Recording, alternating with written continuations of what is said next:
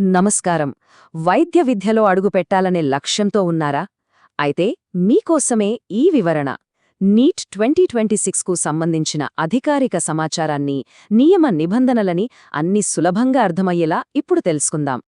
మన దేశంలో లక్షలాది మంది విద్యార్థులు కలలు కనేది ఈ ఒక్క పరీక్ష గురించే.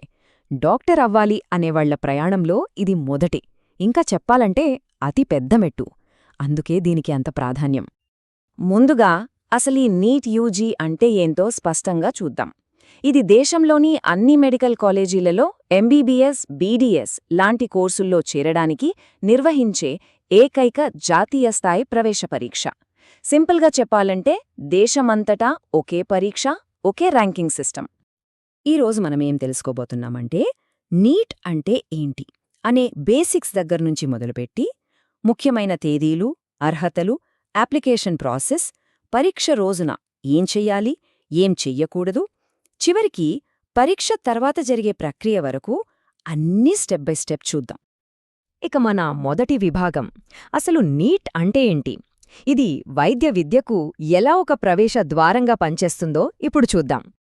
2019 నేషనల్ మెడికల్ కమిషన్ యాక్ట్ ప్రకారం మన దేశంలో ఎయిమ్స్, జిప్మర్ లాంటి ప్రఖ్యాత సంస్థలతో సహా అన్ని మెడికల్ కాలేజీలకు నీట్ ఒక్కటే ఎంట్రన్స్ ఎగ్జామ్. దీని వెనుకున్న ముఖ్య ఉద్దేశమేంటంటే దేశవ్యాప్తంగా అడ్మిషన్లలో ఒకే ప్రమాణాన్ని తీసుకురావడం. ఈ మొత్తం ప్రాసెస్లో 2 ప్రధాన సంస్థలున్నాయని గుర్తుంచుకోవాలి. ఒకటి ఎన్టీఏ అంటే నేషనల్ టెస్టింగ్ ఏజెన్సీ, వీళ్ళు పరీక్షను నిర్వహిస్తారు. ఇక రెండోది ఎన్ఎంసీ లాంటి సంస్థలు, వీళ్ళు నియమ నిబంధనను రూపొందిస్తారు. ఒకరు ఎగ్జామ్ పెడితే మరొకరు రూల్స్ ఫ్రేమ్ చేస్తారన్నమాట. సరే, ఇప్పుడందరూ ఎదురుచూసే అత్యంత ముఖ్యమైన విభాగానికి వచ్చేశాం. తేదీలు ఇంకా ఇతర వివరాలు. క్యాలెండర్లు దగ్గర పెట్టుకోండి, ఎందుకంటే ఈ తేదీలు మిస్ అవ్వడానికి వీల్లేదు. ఇక్కడ ఈ తేదీలనే జాగ్రత్తగా చూడండి. ఆన్లైన్ అప్లికేషన్కి సరిగ్గా నెల రోజుల టైం ఉంది. ఫిబ్రవరి 8 నుండి మార్చ్ 8 వరకు. చివరి రోజు దాకా అస్సలు ఆగకండి, ముందే పూర్తి చేసేయడం చాలా మంచిది. ఇక అసలు సిసలైన పరీక్ష రోజు మే 3, ఆదివారం. ఈ డేట్ క్యాలెండర్లో పెద్దగా మార్క్ చేసి పెట్టుకోండి. ఇక ఫీజ్ వివరాలు చూస్తే జనరల్ కేటగిరీకి 1700, ఈడబ్ల్యూఎస్ లేదా ఓబీసీ వాళ్లకి 1600, ఇక ఎస్సీ, ఎస్టీ, పీడబ్ల్యూబీడీ కేటగిరీలకు 1000 రూపాయలు. అప్లై చేసేటప్పుడు తమ కేటగిరీని బట్టి సరైన ఫీజ్ చెల్లించాల్సుంటుంది. ఎగ్జామ్ ప్యాటర్న్ విషయానికొస్తే ఫిజిక్స్, కెమిస్ట్రీలకు చెరో 180 మార్కులు. కానీ ఒక్క బయాలజీకే ఏకంగా 360 మార్కులున్నాయి. అంటే మొత్తం మార్కులలో సరిగ్గా సగం బయాలజీ నుంచే వస్తాయన్నమాట. ర్యాంకును నిర్ణయించడంలో ఇది చాలా చాలా కీలకమైన విషయం.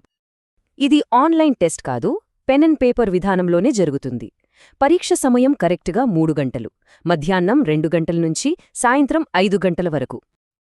తర్వాతి ప్రశ్న, ఈ పరీక్ష రాయడానికి ఎవరర్హులు?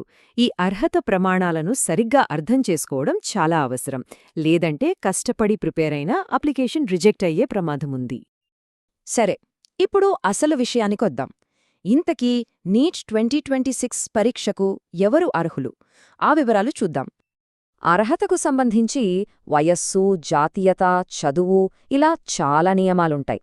పూర్తి స్పష్టమైన వివరాల కోసం అధికారిక బులెటిన్ను 1కి 2 సార్లు చదవడం తప్పనిసరి. ముఖ్యంగా క్వాలిఫైయింగ్ ఎగ్జామ్ పాస్ అయిన వాళ్లు అప్లై చేసేటప్పుడు సరైన కోడ్ను ఎంచుకోవాల్సి ఉంటుంది. ఇది చాలా ముఖ్యం. అర్హత ఉందని నిర్ధారించుకున్న తర్వాతి స్టెప్ ఏంటి? అప్లై చేయడం. ఈ ప్రాసెస్ కూడా చాలా సింపుల్గా ఉంటుంది. ఆ దశలేంటో ఇప్పుడు చూద్దాం. ఆన్లైన్లో అప్లై చేయడం చాలా తేలిక. కేవలం 4 స్టెప్స్ అంతే. ఫస్ట్ రిజిస్ట్రేషన్, తర్వాత అప్లికేషన్ ఫామ్ ఫిల్ చేయడం, 3వ స్టెప్లో కావలసిన డాక్యుమెంట్స్ అంటే ఫోటో, సంతకం లాంటివి అప్లోడ్ చేయాలి. ఫైనల్గా ఫీజు కడితే ప్రాసెస్ పూర్తయినట్టే. అప్లై చేసేటప్పుడు ఈ విషయాలు ఖచ్చితంగా గుర్తుంచుకోవాలి.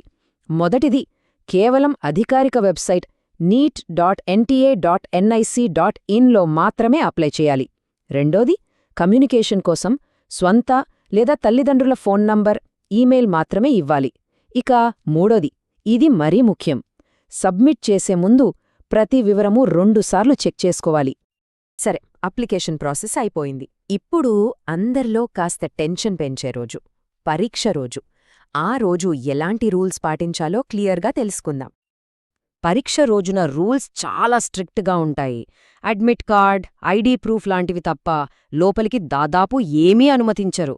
ముఖ్యంగా వాచీలు, ఫోన్లు, ఎలాంటి ఎలక్ట్రానిక్ వస్తువులైనా సరే పూర్తిగా బ్యాన్.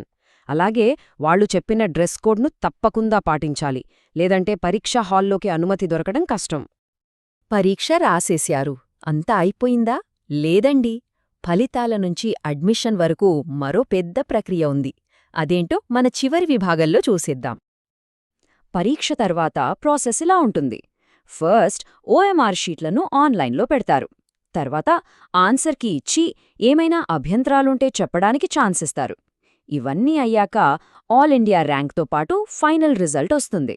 ఇక ఆ ర్యాంక్ ఆధారంగానే కౌన్సిలింగ్ మొదలవుతుంది. ఇక్కడొక ముఖ్యమైన విషయం గమనించాలి. రిజల్ట్స్ ప్రకటించడంతో ఎన్టీఏ పని అయిపోతుంది. అక్కడ్నుంచి అడ్మిషన్ల ప్రక్రియ అంటే కౌన్సిలింగ్ను ఎంసీసీ మరియు రాష్ట్ర ప్రభుత్వాలు చూసుకుంటాయి. నిజమే, ఈ పరీక్ష ఖచ్చితంగా ఒక సవాలే. కానీ వైద్య వృత్తి అనే ఆశయాన్ని నిజం చేసుకోవడానికి ఇదే ప్రవేశద్వారం.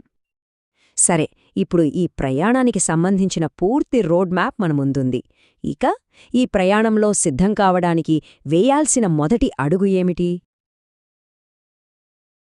If you liked any point, please hit like. If you liked multiple points, leave a comment.